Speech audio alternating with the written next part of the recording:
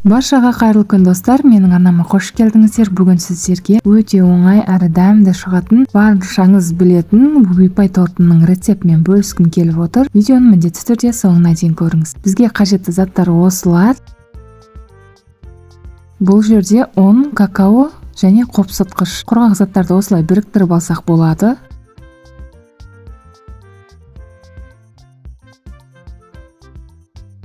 Ал енді қамырын дайындаймыз. Бізге ең алдымен жұмыртқа мен қантты жақсылап миксердің көмегімен араластырып аламыз. Егер де менің арнама тіркелмеген болсаңыз, тіркеліп алуды ұмытпаңыз және қасындағы қоңырауша белгісін де басып қоюды ұмытпаңыз. Бірінші жай жылдамдықта бастап, кейін жылдамдығын көбейтіп отырамыз. Жұмыртқа аппақ болып көпіргенше миксерлейміз.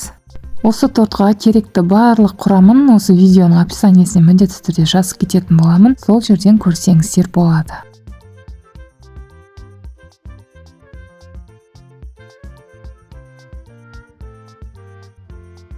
Енді өзімізге қажетті шоколад пен сармайды ертіп аламыз. Мен микроволновкада ертіп алдым. Шоколадты міндетті түрде суытып, жылы күйінде құйыңыздар.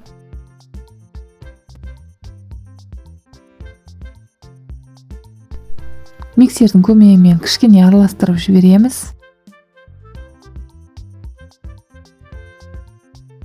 Енді құрғақ заттарды саламыз. Бұл жерде ұн, қопсытқыш, яғни разрыхитель және какао.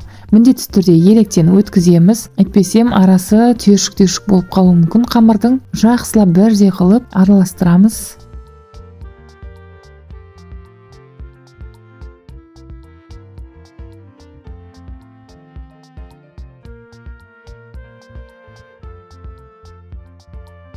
Қамыры дайын болды. Тым қою, тым сұйық емес, орташа болып шығады. Енді қызып тұрған пеште пісіріп аламыз. Өте жұқа болғандықтан тез піседі. Дәл осындай формамен осындай дөңгелек қылып алдым. Егер де бұндай формаларыңыз болмаса, өздеріңіз қолмен сызып алсаңыздар да болады. Қамырын көз мөлшермен саласыздар.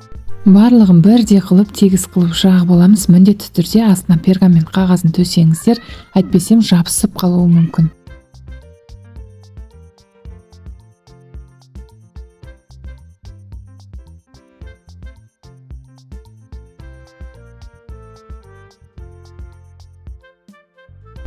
Корждар дәл осылай шығады.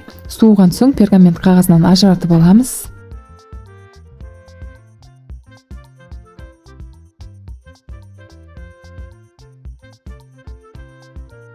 Дайын болған корждардың шетін дәл осылай кольцомен бірдей қылып кесіп аламыз. Егер де бұндай кольцо болмаса, кәдімгі пышақпен жан-жағын дөңгелек қылып бірдей қылып кессеңіздер де болады. Дәл осындай корждан 4 корж шықты. Енді кремін дайындаймыз. Креміне творожный сыр, салқын сливки және сахарная пудра қостым. Барлығын жақсылап араластырамыз. Бірінші жай жылдамдықта бастап, кейін жылдамдығын көбейтіп отырамыз.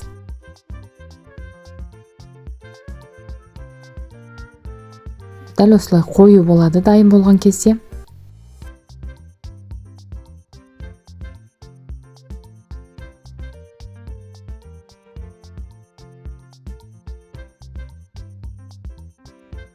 Енді дайын болған кремдерімізді жағып шығамыз. Мен дәл осындай насадка қолданамын шарик жасау үшін. Дайын болған кремді дәл осы мешокқа саламыз.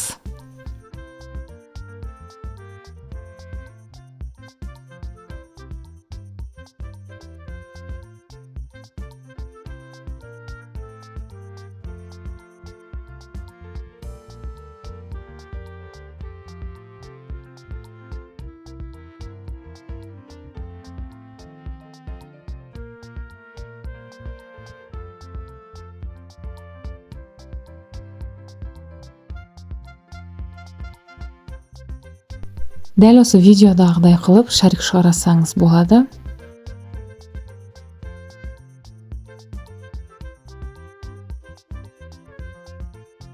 Егер де дәл бұлай жасай алмасаңыз, дәл осы видеодағыдай осылай қойып шықсаңыз болады. Өте оңай түрі. Енді жасап үйреніп жатқандар үшін қалған кремді ортасына осылай құйып шығамыз. Ортасын бірдей қылып, тегіс қылып жағамыз кремдерін.